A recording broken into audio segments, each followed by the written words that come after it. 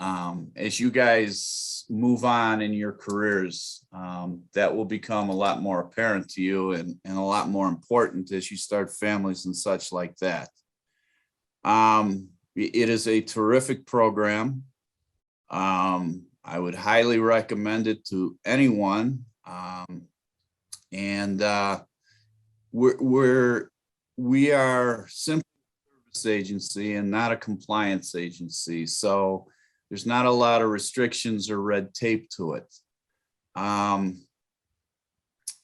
would say that you guys are amongst a group that will someday probably be running your own businesses. This is another advantages of going through an apprenticeship program. In the construction trades, many of the journeymen will eventually go into business for themselves, which there's not a lot of occupations or out there that you can do that. But in construction and building trade, this week is National Apprenticeship Week. And I want to thank all you guys for being here this week.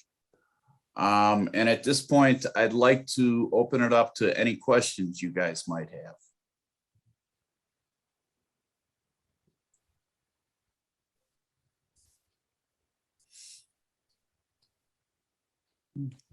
Come on, none of the year ones have questions.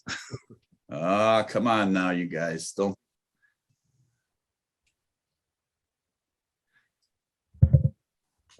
Bob, why don't you tell us a little bit about your history and apprenticeships?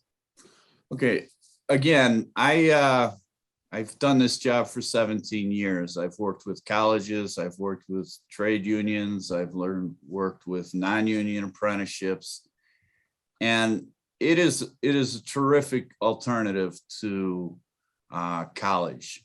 Today's workforce, despite what everybody says, that there's not jobs out there, there's a lot of jobs out there. What there isn't is a lot of the people who have the skills to fill those positions.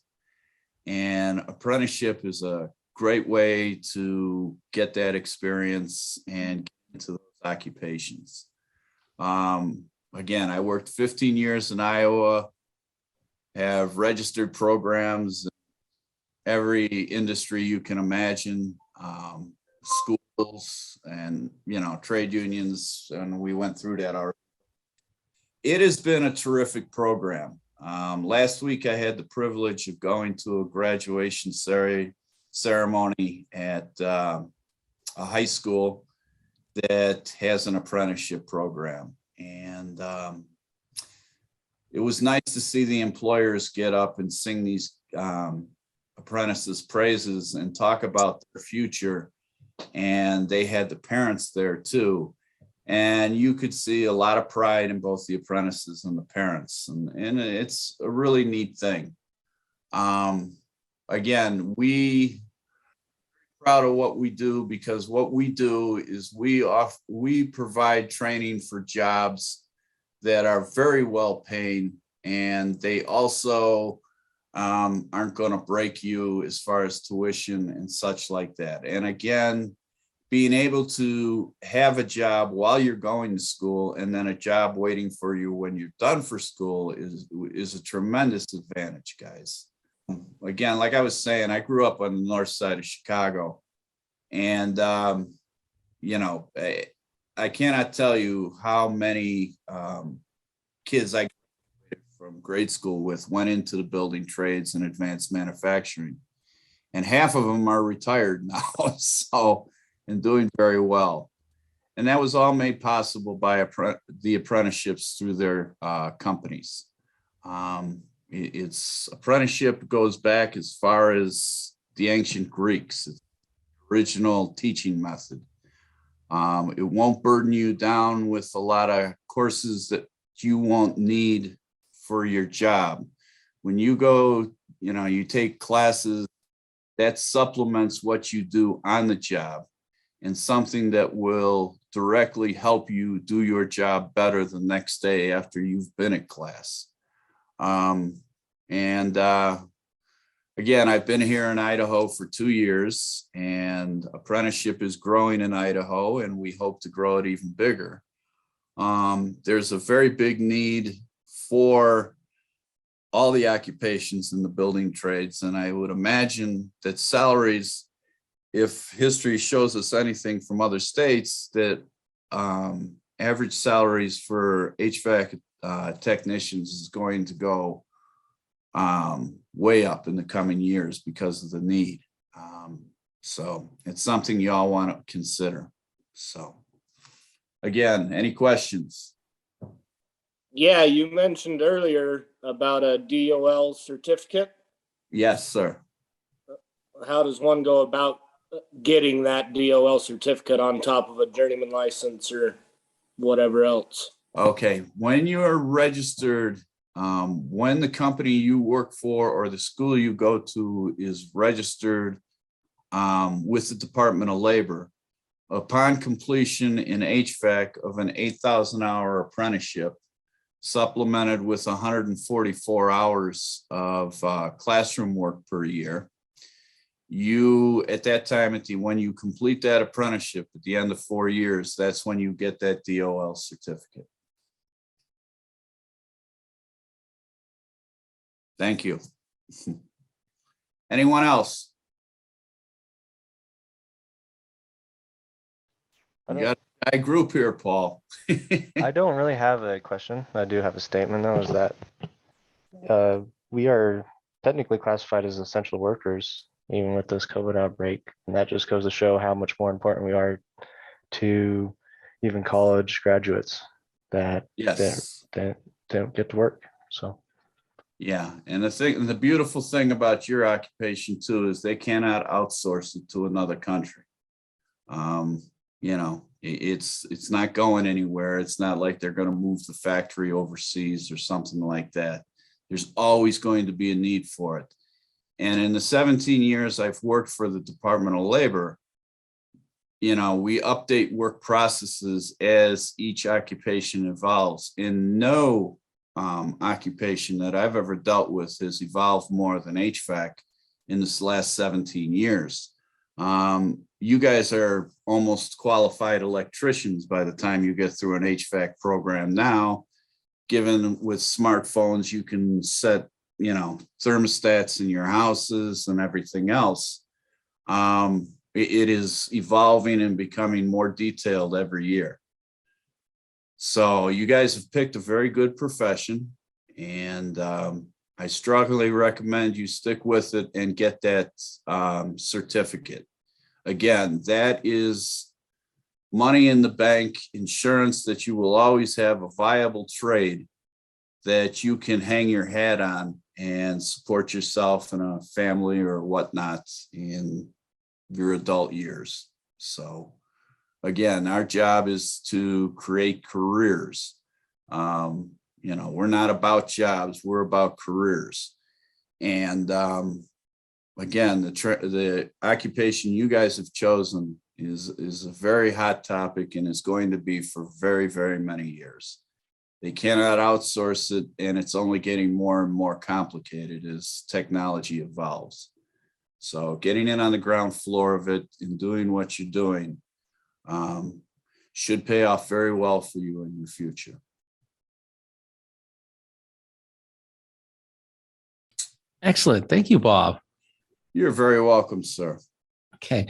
Our next speaker is Robert Pothow from the Business Development and Program Manager of Idaho Business for Education. Bob, could you start out by introducing yourself and speaking to our group? Sure, everyone. My name is Roger Plotho. I'm with the Idaho Business for Education nonprofit group. We are basically a nonprofit group that attempts to link education, as our name implies, to business in the state of Idaho. Specifically, I essentially work for Bob Snyder, who you just heard from. The U.S. Department of Labor has provided us with a grant that pays my salary and those of my teammates. I'm based here in Eastern Idaho, and our function is to establish and sustain and support registered apprenticeship throughout the state of Idaho. I'm really here I can't really improve on what Bob talked about as far as the opportunities that apprenticeship present for you. I think many of you already fully understand that. Other than I would say this, you have picked a great time to be in the job market for a lot of reasons. Just demographically, it's a good time to be in looking for work, because there are a lot of jobs. And of course, as we all know, in Eastern Idaho, construction, not just residential, but of all kinds, is only going to grow faster and expand dramatically in the next few years. It's between the Idaho National Laboratory and things happening in Pocatello and across Eastern Idaho. There is going to be great opportunity for work. I want to tell you a little bit about why I do this. I spent 37 years as a journalist. I was the publisher of the Post-Register newspaper for about 20 years. I have been a reporter, and I'm also a college instructor for both College of Eastern Idaho and Gonzaga University, where I got my master's degree. So I'm a believer in apprenticeship and in education of a more formal variety, but it's not a matter necessarily of one being better or worse. The great thing about apprenticeship is that it combines true on-the-job training with the opportunity to get additional training through classroom work. If you can come out of an apprenticeship with a certificate, a degree, and the certificate that Bob was talking about from the U.S. Department of Labor to become a journey worker, you're really going to be in fantastic shape. You're going to have all sorts of opportunities. One thing I want to talk about just briefly as part of the process of on-the-job training and apprenticeship is something that we often don't talk about in this environment, which is a series of skills that we now refer to as durable skills. We used to call them soft skills. But when employers are asked, what skills do you want beyond the ability of someone to do the work? So clearly, if you're going into HVAC, if you're going into welding, if you're going into electrical, you've got to have those specific skills. But what else are employers looking for?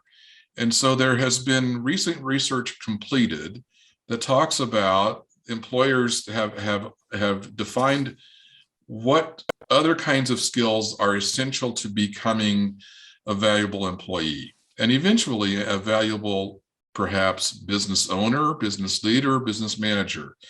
And I'm going to talk about 6 of them.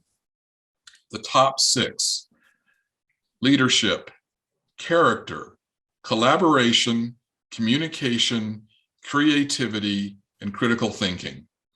What do those mean? So let's take them in reverse order. Critical thinking is simply the ability to see what's happening and solve a problem, to understand what is going on around you and to figure out how to fix an issue or solve a problem. Having the technical skill to build something or to repair something is essential. Having the ability to identify problems that go beyond that technical skill makes you far more valuable than even the technical skill. So critical thinking.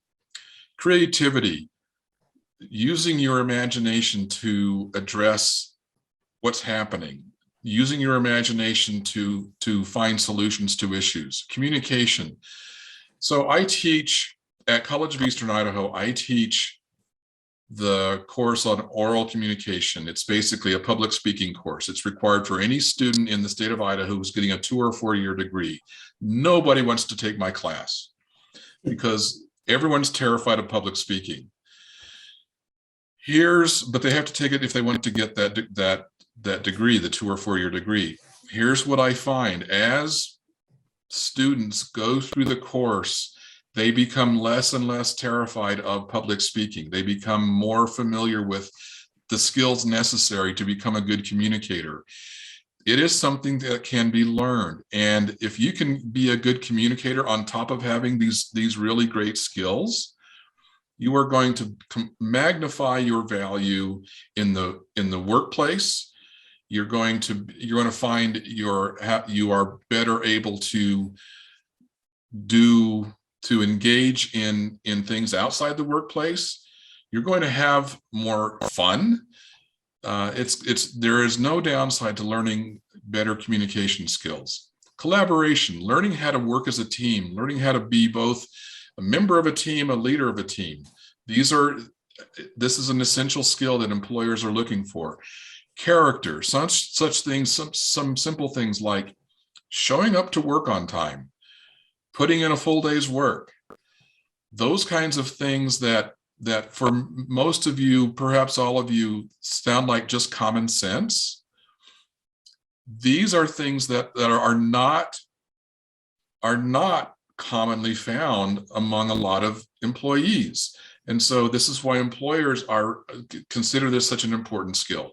And finally, leadership. And that doesn't necessarily mean you start out as foreman or you start out as general manager, but you are capable of having the skills and the confidence so that people will be willing to follow you and to learn from you. If you're in an apprenticeship program, you are going to have a mentor. That mentor is a leader. That is a leadership. That's a skill that is essential to increasing your value, to enjoying your work more. And so as you think about going through your apprenticeship, as you get that additional related technical instruction, the classroom work, I encourage you to think about those kinds of skills as well, because there is a connection between those skills, your ability to make a better living, and your ability to succeed in the workplace. So that's maybe a little different message than you hear often inside the apprenticeship space, but I think it's important. It's something that Idaho Business for Education is really focusing on to help in our classrooms apply these things, teach these kinds of skills, and help people across the board better prepare to enter the workplace. Paul, that's what I came to talk about. I'm happy to respond to questions or participate down the road.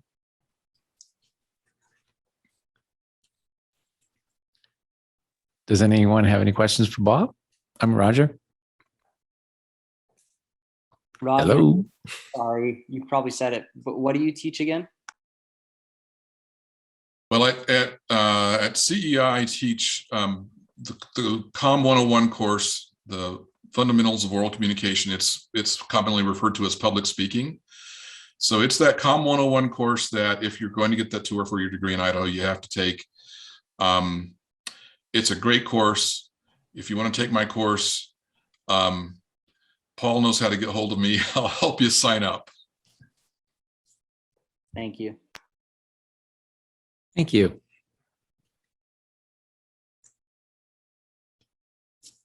Anyone else?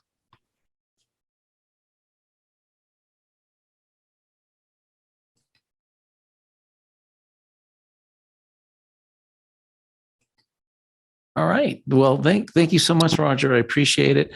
I think we'll move on to our next speaker for the evening, Jason Chapman, owner operator of JMC Plumbing. Hello, Jason. Could you introduce yourself and to everyone who's here this evening? Yes, hello. I'm Jason Chapman. I own and run JMC Plumbing here in Pocatello. I'm excited that we had such a great turnout of apprentices. I always ask my guys when they're in the program how many guys we've got turning out, and they always tell me we've got like almost 100 guys, first year, second year, third year, fourth year, and we got a great turnout. And then my next question is well, okay, third and fourth. I says, well, how many guys we got in the third and fourth year program?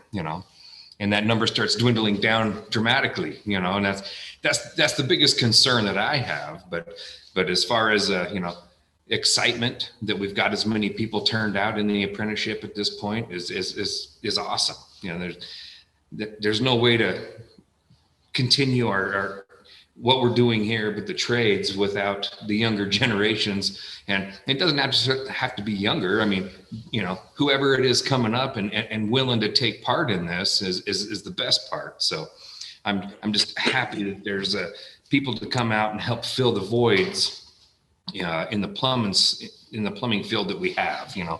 And I mean, we work hand in hand with the HVAC and the electrical people out there. So I've got, you know, tons of respect for those guys as well out on job sites and things like that. And we always try to work hand in hand with them. There's so many different avenues and things that we can do in the plumbing aspect that it makes me so passionate about what we're doing, is all the different avenues that are capable of going down. I mean, you're not just stuck doing one certain thing. So you're always kind of interchanging the things that you're working with on a daily basis. So it's never really the same look every day, which to me is awesome. Yeah, to be able to use your skill set and change things up and do things on a different level, you know. So a lot of things I do is well, I can kind of tell you where I've come from. So as far as experience goes, I wasn't too long ago that I was sitting in the very seats that we're all sitting in right here, zooming in on calls and sitting through classes and going through the programs and doing it. So, but I just know that if you really push and strive and persevere and kind of, you know, I don't know, I guess it's kind of, you don't take no for an answer. You just kind of keep pushing forward every day. You know, not every day is the same. It's, you know, a little harder, you know, sometimes than others, but if you keep putting that foot in front of the other, you know, so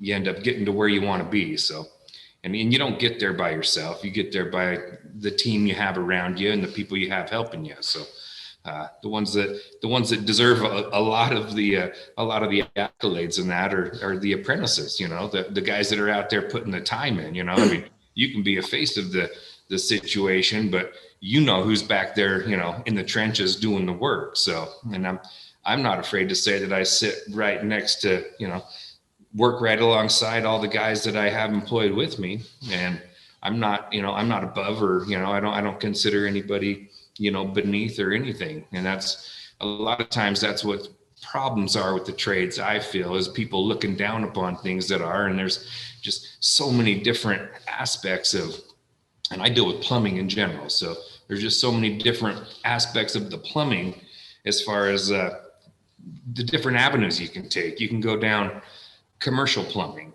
I mean, you can do service work, you can do residential, industrial, you can do drain cleaning, you know, and people, you know, a lot of people balk it, you know, oh, you're cleaning drains, you know, and you're like, well, I always have a fallback plan. You know, I always have something I can go do to make money. It doesn't necessarily have to be the highest end stuff. That's the hardest thing to do. You know, I mean, you can take the stepping stones and the things you need to build yourself up to be able to get to certain areas. You know, I look at it kind of like a pyramid. You don't get to start at the top of the pyramid. You have to start kind of at the bottom and work your way up there. So, and that's, you know, once you get there, it's hard to maintain the top of the pyramid, but it's good. So, you know, I kind of look at, you know, first year, second year, apprentices, a lot of things I think that they need to be looking at is just getting basic education, getting as many licenses, certificates, certifications as you can, whether it be through OSHA, you know, through you know, forklifts, you know. I mean, there's just so many. I mean, tons of the things that we're trying to accomplish, we need the certifications and the licensing, and that's where I kind of joke around with a few of my buddies, you know,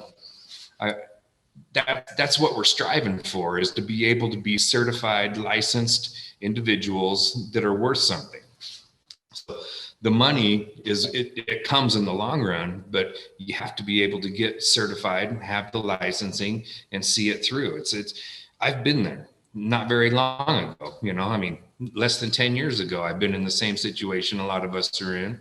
And you have to struggle a little bit, it's hard to do class. It's hard to do these things when you have families and you're working, as soon as you get off work, you're heading to class, you're catching food on the run. I understand exactly what apprentices are going through.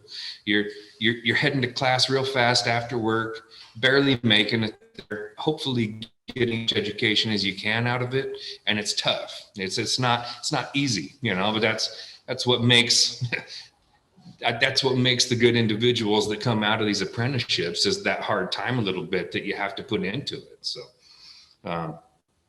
I'm excited, I know it's all worth it in the long run. The hard part is seeing it, and first year guys don't see it the same as third year guys and fourth year guys, because they put in a lot more time. So, when you get to your third and fourth year, hopefully you're kind of looking at it like, well, what avenue do I want to go down? What do I want to chase down as far as a career choice? And it's tough to pin down because there's so many. You can do any of them. I feel bad because I'm kind of looking at local jobs, because I look at what we have locally, and there's a void that needs filled, and I can understand that because I have calls all the time. I could put another 5-10 people to work. It doesn't necessarily mean that the first year guy can't do a journeyman's job. So the problem is we have to take those steps to be able to get the skill sets needed to do it. And, like I said, I kind of laugh with some of my buddies a little bit, and they're, they do landscaping, or concrete or some of these jobs. And I don't think anything less of any of them, but I give them a hard time. I said, the difference between, what you're doing and I'm doing is licensing, certifications, and a skill set. And they don't like that last part, the skill set part, so much, because they all they all have it, but it's the truth. So if you have all the licensing and all the certifications and all the things needed to go do the jobs you're trying to do, no one can tell you no.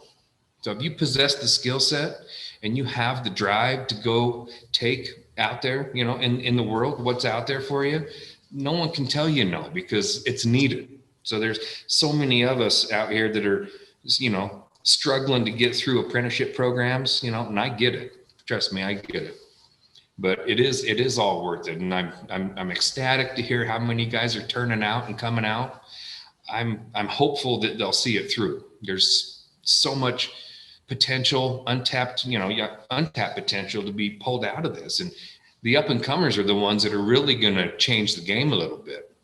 I mean, we're here doing it and we understand it, but the ones that are coming up are the ones that have a different outlook on it. They have a different skill set to possess, to be able to bring into it. Technological advancements you guys have hands down over us old crew that doesn't quite understand, how to use the computer to make this work a little smarter and less hard for us, and I see it. You guys are changing the game a little bit, and it's perfect. That's what needs to happen. But, a lot of these guys are touching on it. Roger just touched on it, that the skill sets are there, but you have to be able to do it. There's, a lot of people possess the gift of gab. You can talk. A lot of people don't, and that's okay too. A lot of people can get to work and get it done, and work speaks for itself. And that's, to me, it's impressive, because there's no one way. You can't really mold it one certain way. So the fact that everybody, the fact that everyone's here doing an apprenticeship, whether it's an HVAC, an electrical, a plumbing apprenticeship, I'm just excited to see the turnout, because it's needed.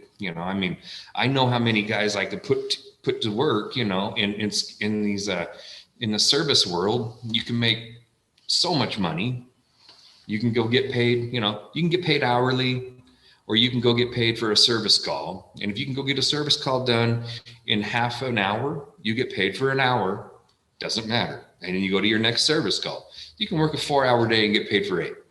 That's the real layman's terms of it, if you break it down. There's a lot of money to be made out there, and you just can't be too proud to go make it, and I love plumbing aspect. It doesn't matter the avenue you choose, you can go make money at any of them. If one falls off, let's say commercial stops, let's say the residential boom dies, well, there's still going to be remodels. There's still going to be, there's service work never ends. So, but, gauge your skill sets to what you want, what works for you. What are you good at, and I'm hopeful everybody pushes forward a little bit and gets to do it. I understand all of the things that we need to do. And I'm hopeful that everybody sees the apprenticeship through. There's just so much to be done. There's no, you don't get I see all the, people, you run into them all the time. People that aren't licensed that are trying to do work and trying to tread on the trades. To me, it's unneeded, but everybody feels, in my world, everybody feels like they're a plumber until it's spraying sideways and flooding the place. Okay. And now it's time to call somebody that knows what they're doing. Right. So everybody's willing to do the easy part of it. They're not willing to do the hard parts. Okay. But the hard parts aren't that hard when you know what you're doing and you make it look easy. Okay. So that's the difference in having the skill sets to be able to portray, show people, what you're capable of. And I know there's a lot of untapped potential with great people in all these programs. There's really no, you can't hit the rewind button on life. Okay. You don't get to change that. Okay. So tomorrow you can do a little better. Right. So, I know all the apprentices that I have and have had work for me, and I love them all. I hope everybody does. I wish everybody well in this field. I hope we all know that. And if anyone ever has a question regarding anything in this field, I'm happy to help. I'm always here, but we're all in this together, honestly. As far as, and it doesn't matter the trade. We work alongside everybody. Like I said, HVAC, electrical, plumbing. No one's gonna, you don't want to screw the guy next door over here who's trying to put this area in when you're trying to all work in the same location. So it's good to work together, help everybody out.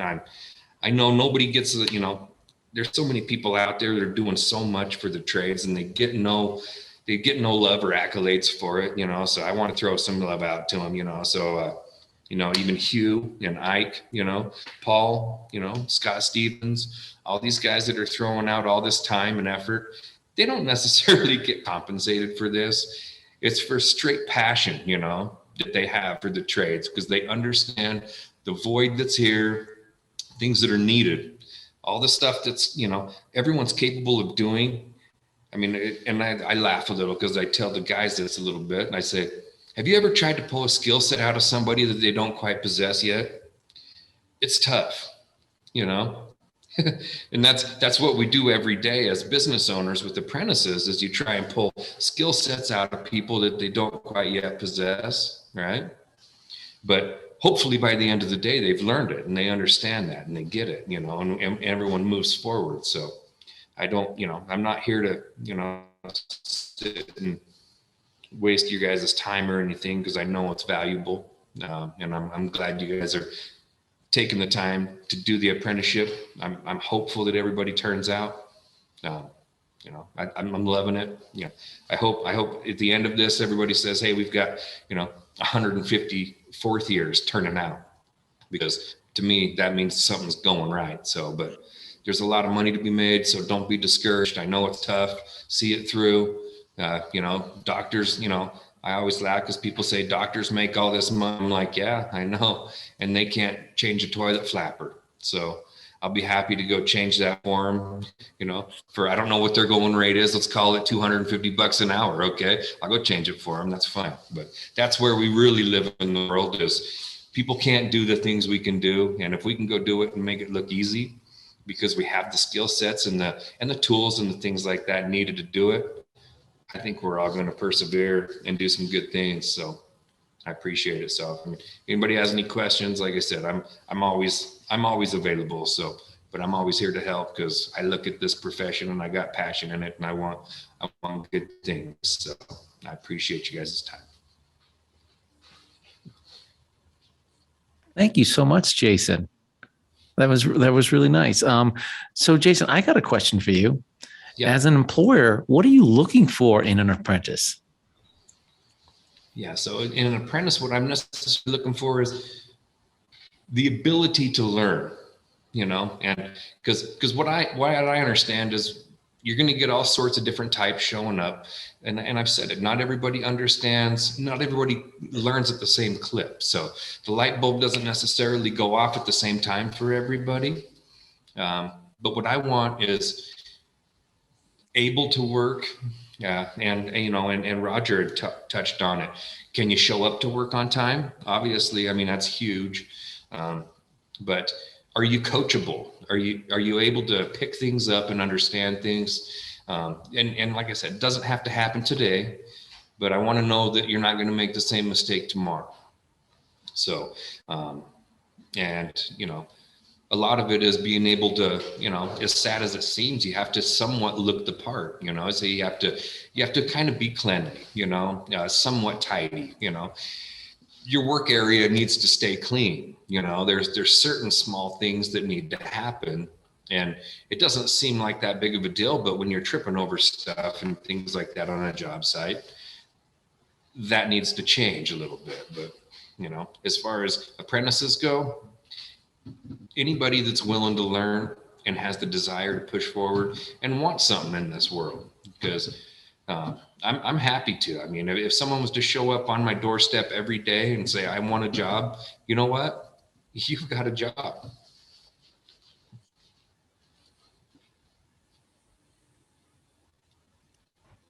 I do have a question.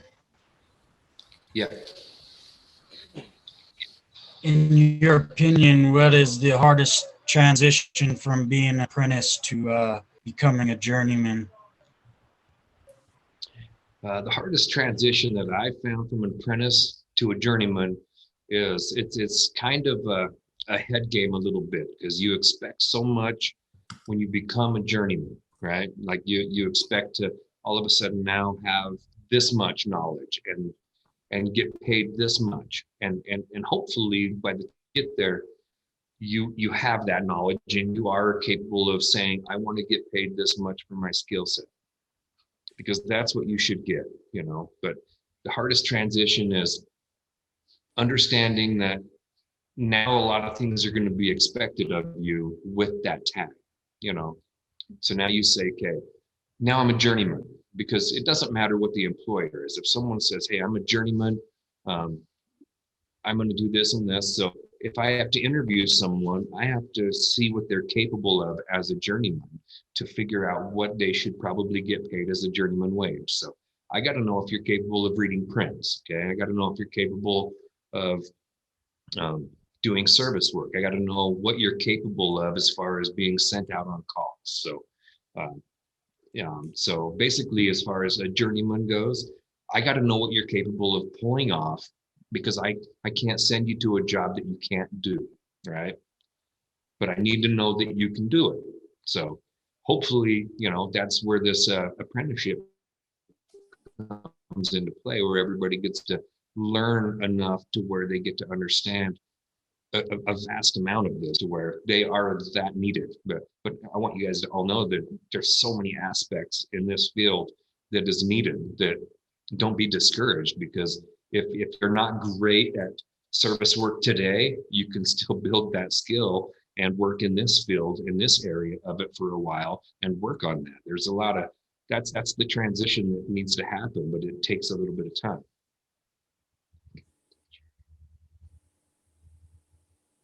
I got a question too.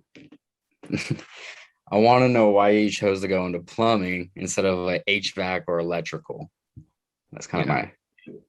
Yeah. So plumbing for me, basically I just started working with my hands, and honestly, electrical frustrates me too much, which seems funny because plumbing seems more ridiculous to me because it's the most frustrating thing I've ever dealt with in my life. But you have a little bit more room to work, and you get to see something a little different in 3 dimension, is as far as the way I see it. So I'm able to, as far as a plumbing I guess I'm probably better at, geometry than I think, but I'm able to build things in my head and see it in a whole, 3-dimensional. So I understand what a plumbing system needs to do, because in my head it's 3-dimensional. Engineers and architects will draw it up as a 1-dimensional drawing on a piece of paper that doesn't necessarily work, which no knock to them, but I think they ought to go work in the field for a few years to understand how to draw things up, because they don't understand us. But to be able to see dimensionally and understand mains run, so you understand where plumbing can and can't go, but what I'm looking for, as far as why I chose that path, I don't really have a great answer for that. It kind of fell into my lap, and I'm kind of really glad it did. And it's worked out well for me, so I really can't complain. So. Hey, Jason. Yeah. This is Paul. I've got a question from William Strength. I guess his microphone's not working, and he's got a good question. This might be actually a discussion rather than a question. He brought up the fact that there are a lot of first and second years, but not as many third, fourth years. Is there something major that changes from second to third year that pushes people away from continuing their education? I think it could be, and I've been in those shoes, so I think it could be a lack of knowing what an end result can be. So if you're sitting there at second year and you're questioning and asking yourself, is this for me? Is this even worth it? And like I said, the hard times are showing up to class, after work, when your kid's got a game, and there's certain things you have to miss out on. You're putting a lot of things aside to do an apprenticeship, and people don't understand that. Like, you can't be to every function. You have to miss out on a few things, and it's hard. So I think a lot of people weigh that in their home life and in other things, and they probably look at it and say, maybe it's easier for me to go to the game tonight than it is to pursue this career, because maybe this isn't for me, but I feel like, the apprenticeship, there's so much to be made out of this. It blows my mind, just because, like I said, I know I'm not made to be a brain surgeon or anything like that, obviously, but I feel like I've gone to enough schooling I probably could have been. I think that's a lot of the problems a lot of us are running into as apprentices. Is like, well, I feel like I put in 6 years of schooling and work and hard time, that I feel like maybe I should be a brain surgeon by now. Maybe I picked the wrong career path, but yeah, there's so much good coming on the end of it for everybody. I can feel it, and I see it in the world, and the needed void that needs filled with everyone. It's worth it, so I hope they can continue to push through and keep going. So. Thanks, Paul, can Jason. I just address that question too real quick? Yes, please. So research tells us that roughly 50% of apprentices who start will fall out roughly halfway through. That's across the country. And there are, because it's not easy, right?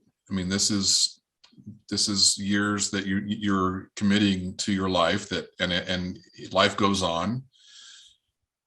Those who do finish, and I'm sure Jason experiences this, but when you get to that third and fourth year and you see the goal line and you're getting close, it gets easier and easier to finish.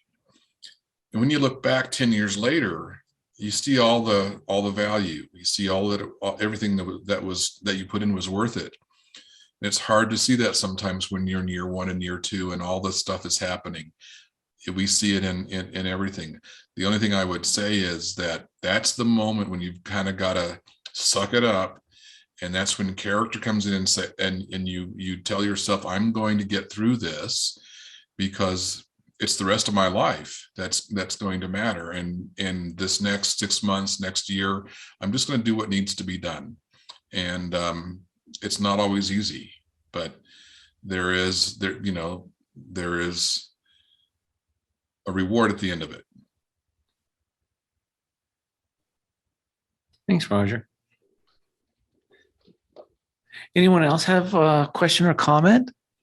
Yeah, this is Jonathan. I have a kind of experience with my own is I think the biggest thing, like my first year, I think the biggest problem I had is I felt like I wasn't learning anything because I wasn't asking questions. And I think that's the biggest thing is when you're on a job, my employer tells me all the time, you need to ask questions. Like, don't hold up a job to ask a question, but ask it afterwards if you need to. I think that's the biggest problem is they feel like they're not getting anywhere. And now that I'm a third year and I feel like I have a lot more knowledge because I ask the questions I need to ask.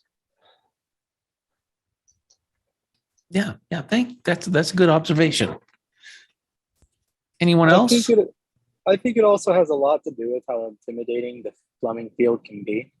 Because I mean, you come into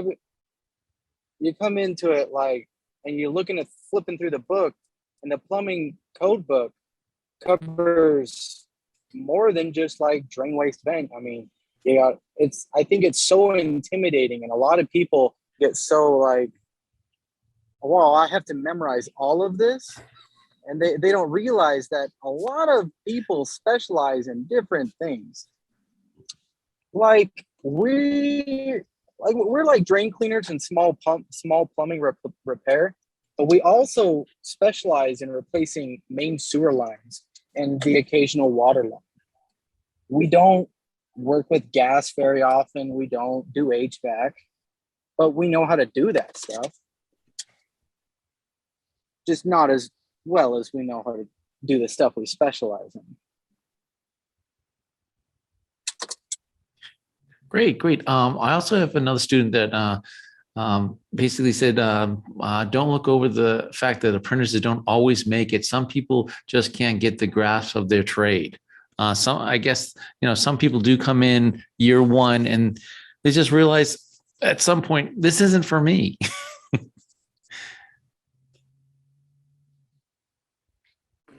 So do we have any more questions or comments? I just got a comment. Can you hear me? I don't know. Yes.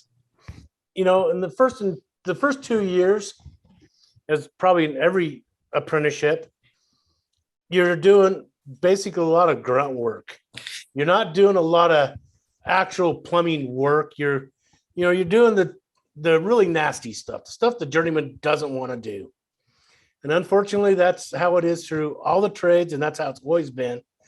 But when you finally get to the third and fourth year, the journeyman's letting you do more and more work. But the first 2 years are pretty, it's kind of hell. It's not fun, but it will get better. That's just kind of my observation. I think a lot of people quit because they're just doing not the fun stuff. Thanks, you. Hey, Paul. Yes. I also think that, some people just make the realization that it's not for them, because to do the trades, it takes a certain mindset to be able to go out when it's 20 degrees outside, go out, do construction. It's not always the most pleasant job site to be on. And I think that's the best thing about the apprenticeship program is you get paid to learn if you want to do this trade or not, no matter what the trade is. And so I think some people just realize, an office job where it's 72 degrees is much more comfortable for them and it suits their personality better. Good point. All right. Have some thick skin helps a little bit too. I'm sure of that. Also, to add to what he was saying is, I feel like a lot of people come into a construction trade and don't realize how physical the trade actually is. And they're not wanting so much of a physical job, more as, sitting there, not doing a whole lot, just computer stuff or whatever, rather than being so physical on it. Yeah. All right. And yeah,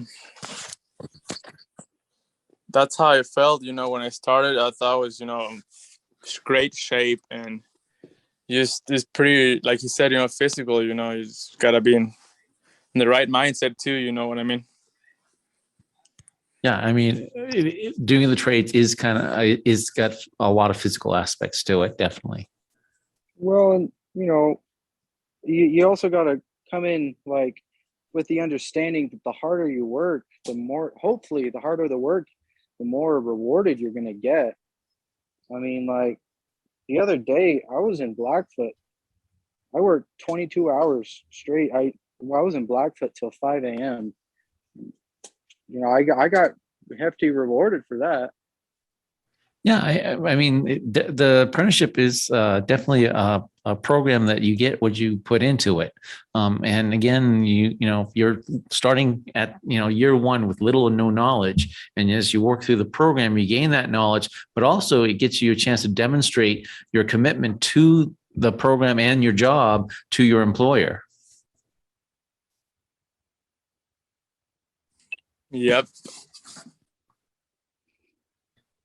All right. Any more questions or comments? I have a question for Jason.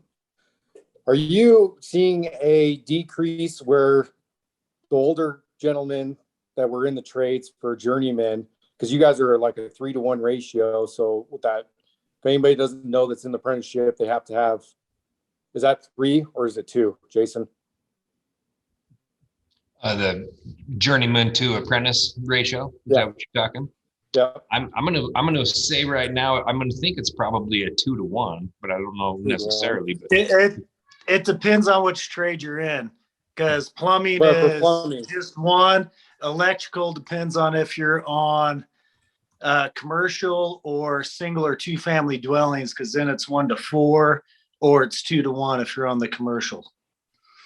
And they do change it up a little bit as far as if you are in the vicinity and on site also counts as being there. So that gets a little bit tricky as far as a journeyman on site overlooking apprentices. But in my experience, it's easy to get journeyman heavy. I would rather be apprentice somewhat heavy, as long as they're competent and able to do what's needed, because I think that's what's you can't teach some of these old dogs new tricks. With the apprentices, they're moldable for the most part, and they're the up and comers. They're the ones that are going to make or break the industry, and I'm hopeful.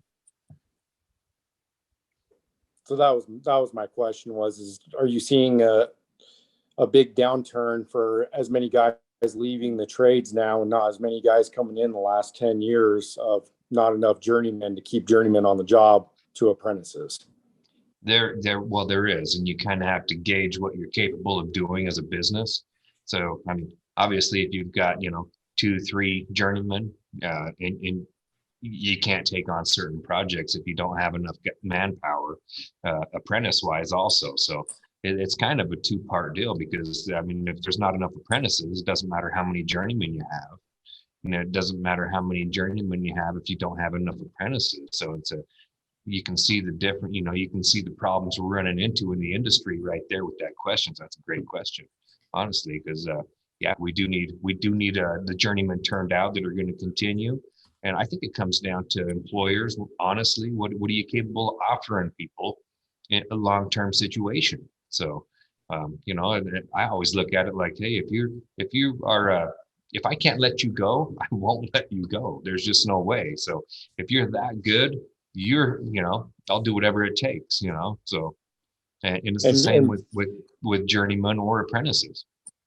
And with that being said, if you're that good, I just want the guy to understand, is it better to have a well-rounded skill in all of plumbing rather than just groundwork or new construction? So that way, if stuff does get slow, like you said, yes, in the new construction world. Yeah. And why? Yeah, I think it's the way, I look at it as being faceted in 3 different areas of the plumbing industry. And I call it, residential, commercial, and service, and in those 3 right there, but there's so many different aspects on it right there. Because if you go commercial, you can go industrial, and you can do plant work. You can get the certifications, and and do the OSHA training. And there's a lot of different areas, and those voids are needed. Like I promise you, I'm getting my feet in so many different industries and areas that if people are willing to get the licensing and capable of doing it, sky is really the limit. And these apprentices coming up, you know, I'm only going to be in this so many more years. You know, everybody else that's on the up and comers on the top tiers are only going to be in this for so many years. Someone needs to come and fill these voids, and it's kind of up to us to train the people to be able to help fill them a little bit. And I'm hopeful that, you know, everybody's going to take a little bit of time and be patient enough to help push people along. But yeah, the ratio deal, it turns into a problem because you don't want to be journeyman heavy in an apprentice world. But we do need the apprentices coming out, you know, in order to be able to keep the journeyman working as well too, if you're talking about a ratio deal. Thank you. Excellent, excellent. Well, I think we should move on to our next speaker for the evening. Jason, thank you so much. Really insightful stuff. I wish we could grab you, more at the end for more questions. So maybe we might come back to that after the other speakers. So I'd like to introduce John Wallace, who's currently in the HVAC program, but has also finished up his electrical program as well. Hi, everybody. I'm John. Paul called me earlier today and asked me to say a few words. Didn't give me a whole lot of time to get ready. I just want to echo what everybody else has been saying all night. Just stick with it. It's worth sticking with. It's worth going through the program. It's worth learning from the dinosaurs. Eric. They are a vast lake of knowledge. Take it all in. Use what you can. Throw away what you can't. Teach them as well. They'll learn from us. To me, the apprenticeship, it's been a goal, I guess, of mine since I got my current job.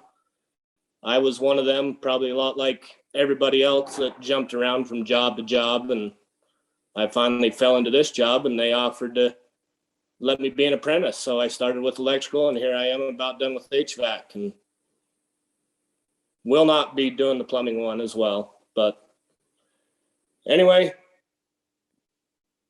it's a good deal to be in. It's a good trade. Stick with it. That's all I got. Thank you, John. Does anyone have any questions for John? I don't have any gray hair. You can't ask me questions. I have a quick question. I was wondering, so I've never worked in electrical, but I'm first year electrician or electrical apprentice, and I'm trying to find a job in the electrical field. Do you have any advice for anybody new to it?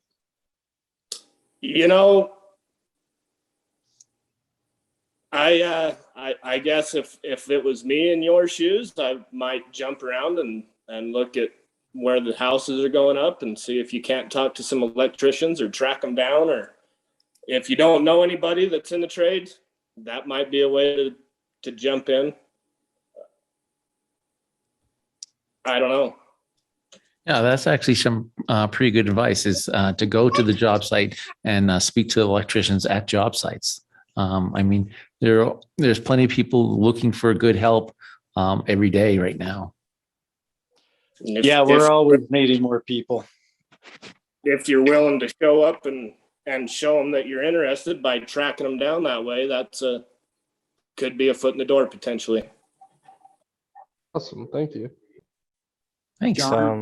There is another way, is if you go through the IBEW, and go through the union program.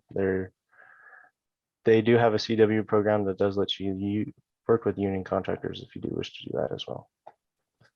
Okay, excellent. So John, when did you get into the electrical field? How long ago? Oh gosh, it was like 9 years ago when I got this job that I currently have. Okay. They offered to put me into school, and so that's what I did. Okay, and the HVAC program is to augment what you're currently doing, correct? Yes. Okay, and they send you traveling a lot, don't they? Sometimes when my number gets called. To where? Well, I've traveled around the world doing what we do for work. I work for industrial ventilation. We do the air systems and refrigeration and potato cellars, vegetable storages. I've been to Mongolia, to South Africa, to Mexico, and to Turkey. I think that's all of them. And so you make a pretty good living at that, right? Yes, I can't complain about what my wages are. Excellent, excellent. Does anyone else have any questions for John? John, I have a question for you. So you are an electrician by trade, right? So does your company have to have an HVAC journeyman as well as an electrical journeyman there to go through the programs? Well, you're asking questions that are above my pay grade within the company. I'm a layman down the totem pole. But yes, I believe that doing the work that we do have to have electrical licenses and HVAC licenses. Thank you. Anyone else have any questions for John?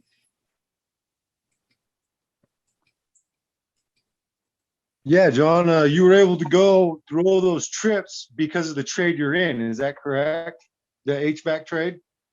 Yeah. So the company it's for the company that I work for.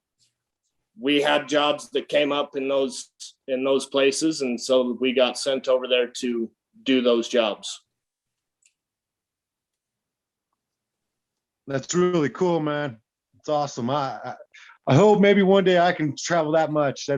I bet that was an experience, huh? It is every time. It's always, I enjoy it. Sounds like you're a lot like I am. I like going other places and meeting other people and living like they do. Excellent, excellent. Any other questions for John? Okay, well, John, thank you so much for joining us. I really appreciate it. I know you weren't happy about speaking. You bet, Paul. Thanks. Call Jeremy next time. All right. And then our final speaker for this evening is Chris Jensen, the former director of Idaho Division of Building Safety. Chris, thank you so much for joining us this evening. You bet. Can you hear me? Am I on? Yep, absolutely. I never know about this technology. You know, us old guys are a little bit low at it. No, you sound and look great. Great. Well, I appreciate the opportunity. I really do. Apprenticeship is near and dear to my heart. I served an apprenticeship as an iron worker in the early 1970s, and then I served an apprenticeship as an electrician from 74 to 70. I served on HVAC or JATC boards for 25 years, and including the national JATC boards. So I've been involved in apprenticeship my entire career. I owned and operated Snake River Electrical, an electrical contracting company at the INL and in southeast Idaho. And then in 2007, I was appointed to go to work for the state of Idaho and finished my career as the administrator of the Division of Building Safety for the governor. So that's when my career really turned political, was when I went to the state. I've had the opportunity to visit with many of the apprentices that are on here tonight, as I made a real point of trying to go around to apprentice classes and visit with apprentices statewide. And some of the things that we talked about at those times were the great opportunity of that an apprenticeship is. An apprenticeship is not cheap labor and should not be considered that by contractors or employees. It's an opportunity and a way to learn at a trade. And it's the best way to do that. An apprentice builds on what the journeyman he works with knows. The journeyman shares his knowledge with the apprentice, and the apprentice builds on that knowledge.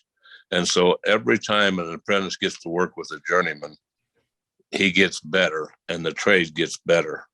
And so it's a tremendous opportunity. Through an apprenticeship, there are hundreds of positions or careers available. You could end up the Division of Building Safety Administrator, or you could end up an inspector for any number of local jurisdictions. And it's a chance to pass on knowledge to just men industry and make the world better. When I visited with a lot of the the apprenticeship classes, one of the things I really told them I thought was important was to get involved. And they needed to get involved with the boards, the state boards, and particularly in Idaho, whether you're a plumber or electrician or HVAC, there's a board that controls that and makes the rules that control your career and the way you make a living. So I always encourage them to go to the board meetings to get involved. That's more important today than it has ever been, and on an even bigger scale. Our apprenticeship and our trades are being challenged like never before from all sides.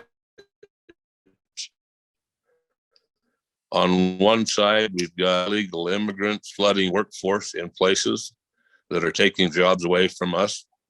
On another aspect, we've got ultra conservatives trying to eliminate licensure, and some of them even trying to eliminate apprenticeship completely.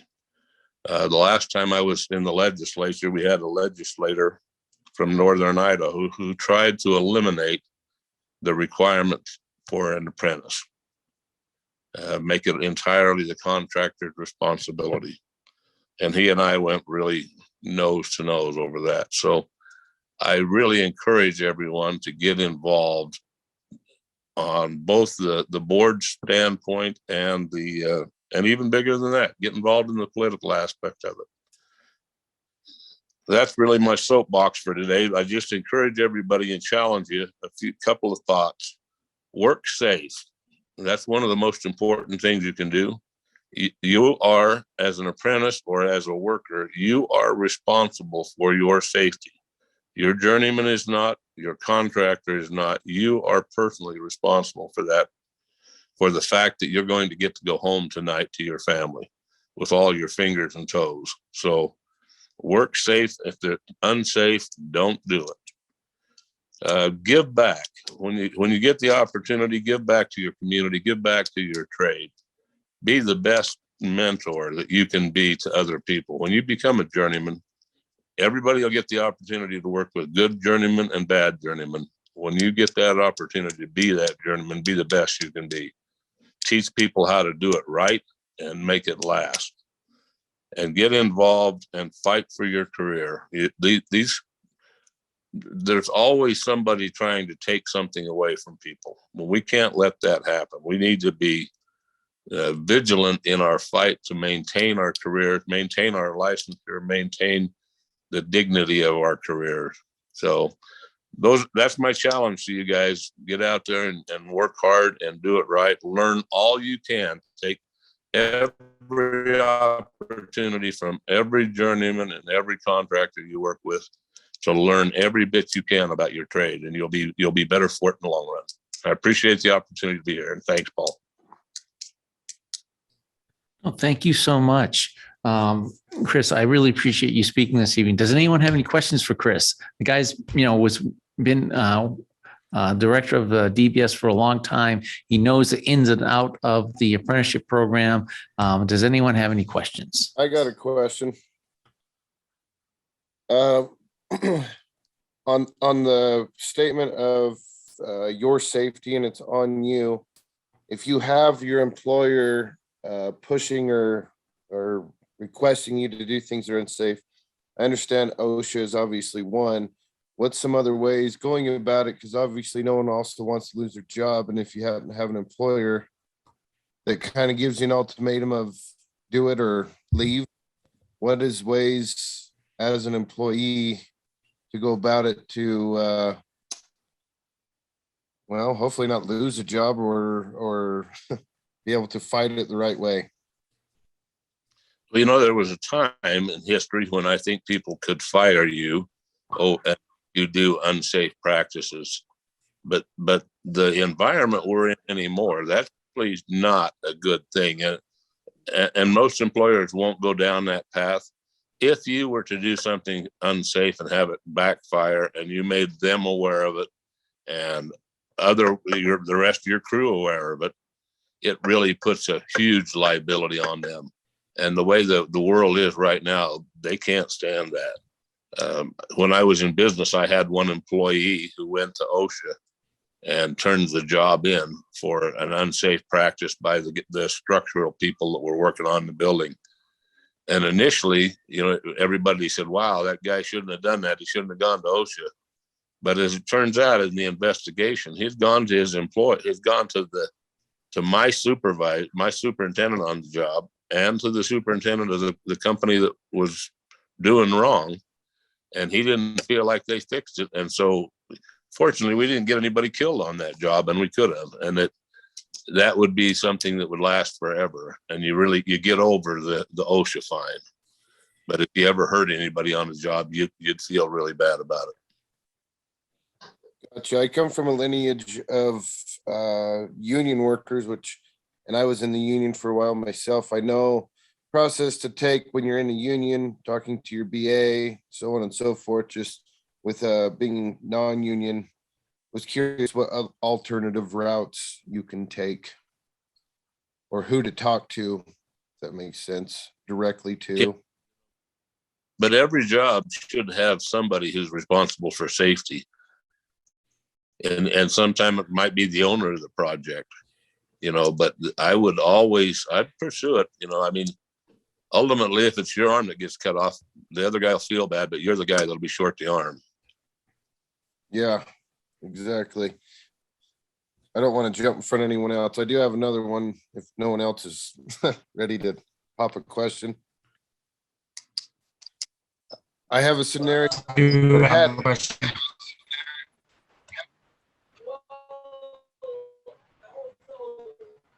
My question is, how do I get a part of the board meetings and those type of meetings for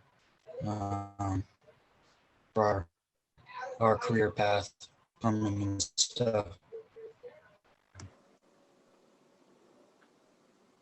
Okay, your internet connection is a little. Yeah, your internet connection is breaking up quite a bit. But I think you're asking about the board meetings. The board meetings are made public for anyone who wants to participate, and a calendar is available from the Idaho DBS on when those board meetings happen. And again, they're public, so anyone can participate in those board meetings, show up to them.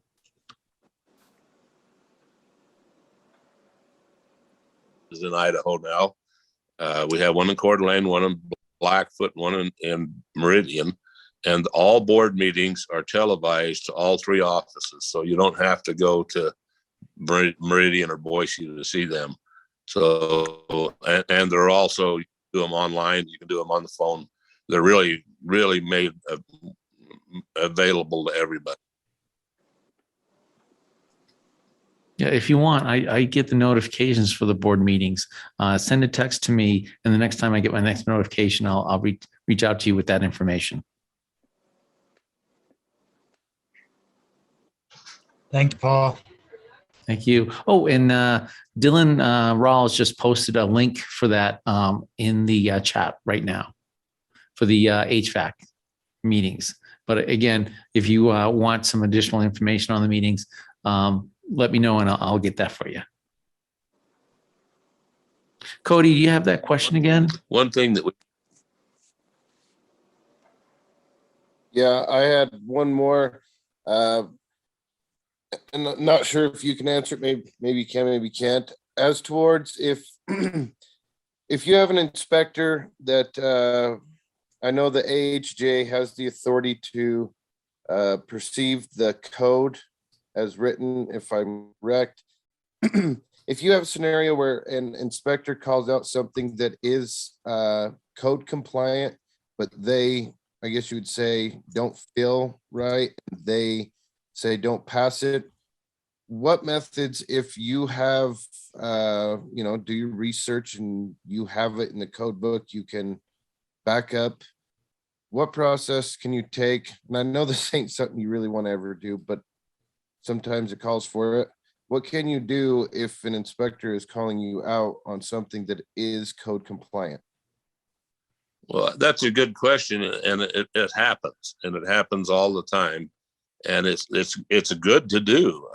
Inspectors aren't perfect; none of them are, and every one of them works for somebody. Whether if it's paid inspector, they have a supervisor, and then from the supervisor it goes to the regional manager, and then to the board.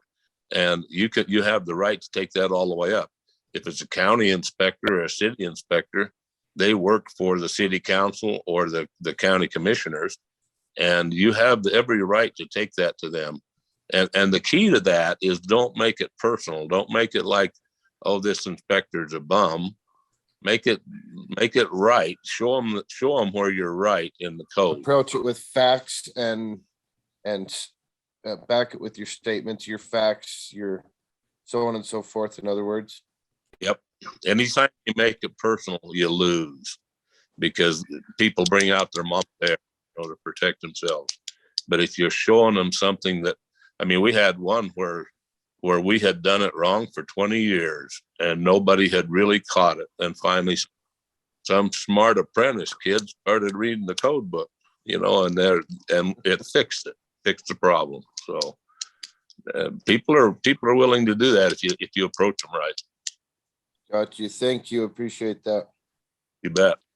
I have a question. What's with why is the program 4 years? Why couldn't there be an expedited program? Are we assuming that everybody learns at the same pace? Are we assuming everybody learns well through a classroom opposed to on the job? What's the deal with 4 years rather than say like a 2-year expedited program? In which craft? I'm in the electrical class. We debated that. I was on the electrical board for 10 years before I went to work with the governor. And we debated that in every other meeting for 20 years. And there's absolutely a reason to have that and a way to do that. The problem runs into the logistics of it more than anything. If you want to have, it's just so difficult to go down that path and to come up with people who are, one of the thoughts was to have a residential wireman classification where you could only do residential or essentially NM type work. But then how do you classify that, and how do you police that? How do you patrol that? And so that's really what it came down to virtually every time is it's so darn hard to do that it didn't feel practical to the industry people. So guys who maybe are never planning to, or maybe never will get into the industrial side of it, are still having to take the classes the industrial guys would? Pretty much. Yeah. You don't, in the theory part of it, electricity is electricity. Doesn't matter what kind of wire it's running through. But pretty much for that's pretty well true. I had a conversation with a guy in Rexburg, a contractor, and he said, I've got 500 apartments right here, and he said I can show a kid how to mount a toilet twice and tell him to go do the other 498, and he doesn't need to know anything more than that. And I agreed with him. That's true. He can go mount those toilets, but don't call him an apprentice. An apprentice should be an apprenticeship is a path to become a journeyman. An apprenticeship is not cheap labor or quick labor. It's a path to become a journeyman. So if you want to become a journeyman electrician or a journeyman plumber, that path takes that much time and effort. Also, I just want to stress that these standards, these 4 years apprenticeship programs, especially for electrical, are basically from almost in all 50 states.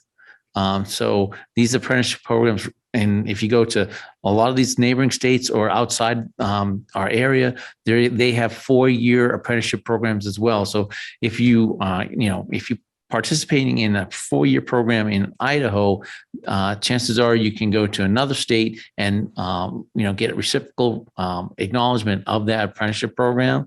If I say Idaho cut it down 2 years, there's a chance if you moved out of state, they would not recognize the apprenticeship program because if it was less than 4 years. So again, around the country, it's pretty much a 4-year program for electrical apprenticeships. And in fact, the unions are actually 5-year programs.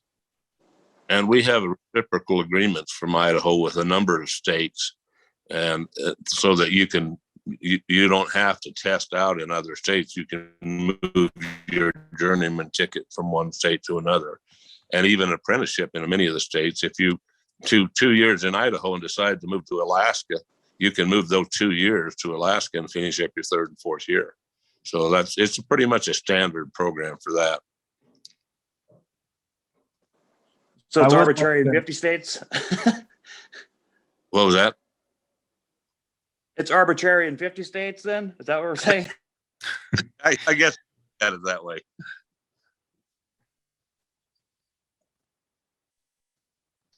Can I say something, even as an apprentice on this topic? Sure.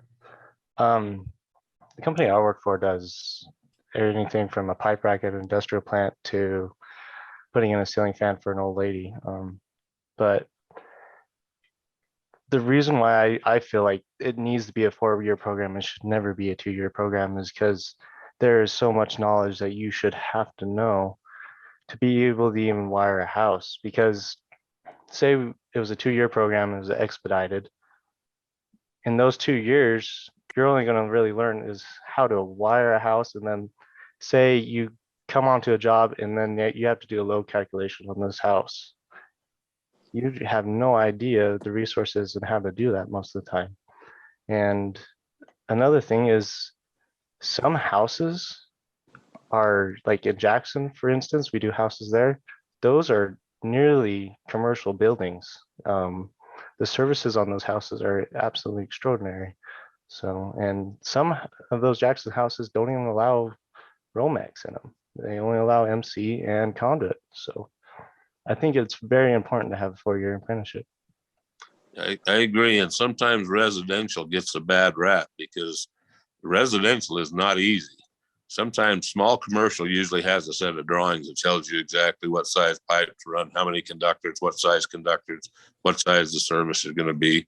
Often on residential, you don't get that. You have to figure it all out yourself. So in a lot of ways, it's more technical and more demanding than small commercial.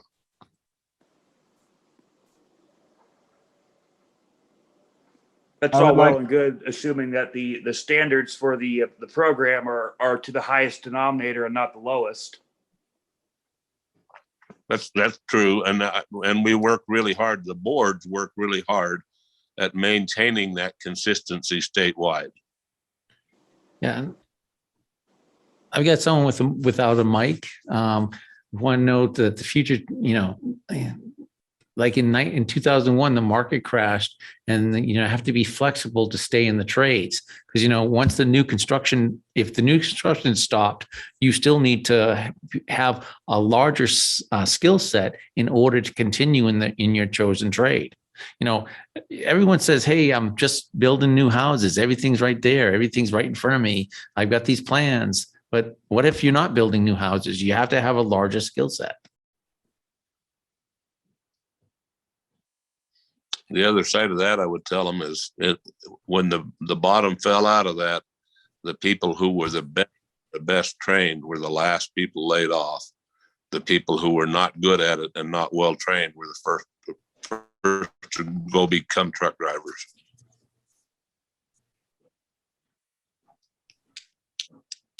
I'm ex-Teamster. I kind of resent that remark. About that minute I said it, I thought somebody. And that was the lineage of union workers I was referencing to as Teamster Union, 4th generation. Right. Well, okay. Well, I think we should wrap this up. I want to thank you very much, Chris, for being with us tonight. I really appreciate all you guys who joined us this evening. Again, I want to close by saying that you guys, you guys picked a career as a path instead of just a job. And yeah, it's 4 years, and it seems like it's going to take forever, but I've been the coordinator for this program for 6 years now, and I've got years 4s that I met when they were year 1s, and it's gone by fast. It goes by faster than you will think. And all I can say is stick with it. Do the work, do your schoolwork, and you'll succeed. And again, I want to thank you all. Chris, thank you for coming. John, thank you for speaking. I think Raj, Jason, you're still here. Thank you so much for participating. I really appreciate it. Does anyone have any last comments before we take off? Yeah, thank you to everyone, for speaking, that was very motivational for me. Yeah. Hey, Todd, is the homework still due next week? Of course, the homework's still due. There were no slideshows or anything. No slideshows. Reach out to Todd if you have any questions. Yeah, it will be, but we'll go over it real good next week, so don't worry about it. Okay, so I do have a statement or something. So it's about the journeyman teaching the apprentice. I work a job right now with the COVID and everything going on and having the hard time trying to find material and just everything with COVID. We're looking into hiring a new guy, but we're only expecting him to hand us tools and help us in aspects to make our job easier and faster. So with what he said as being a good journeyman is also teaching the apprentice to be able to do that as well. How would I go about talking my company or my boss into knowing or something that teaching the apprentice the proper ways to go about things, the proper codes, the proper, the stuff that they need is better than just having them hand us tools to make our job faster or easier in the long run.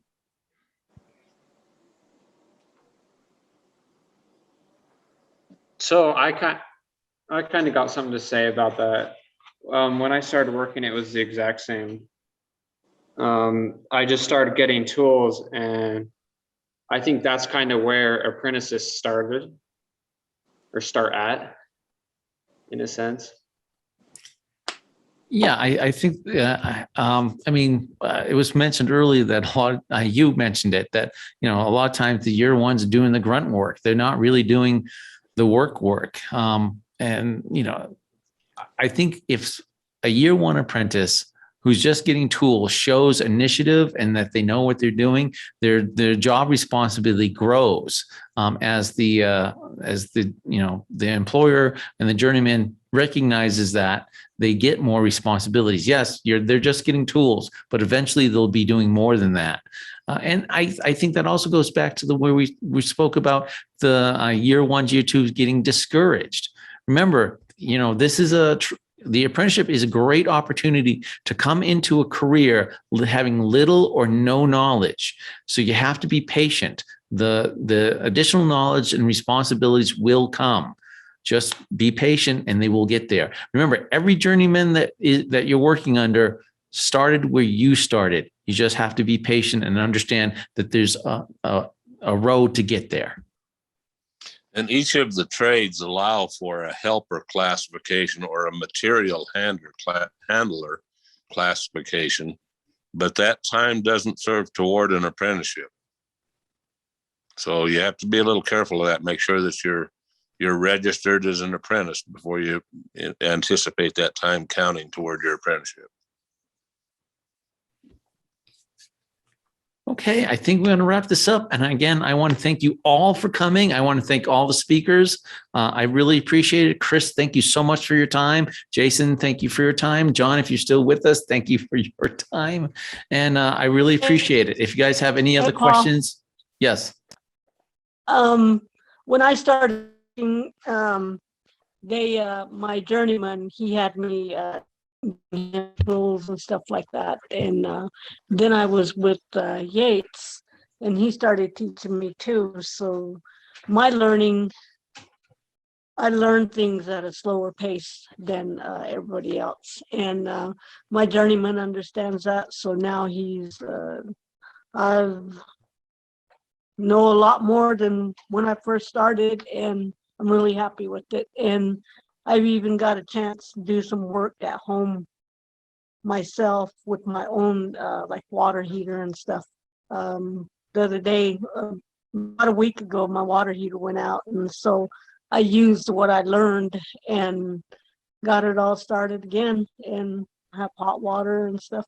And the thing about that too is that makes me feel good about myself, and it makes me want to keep continuing doing what I'm doing.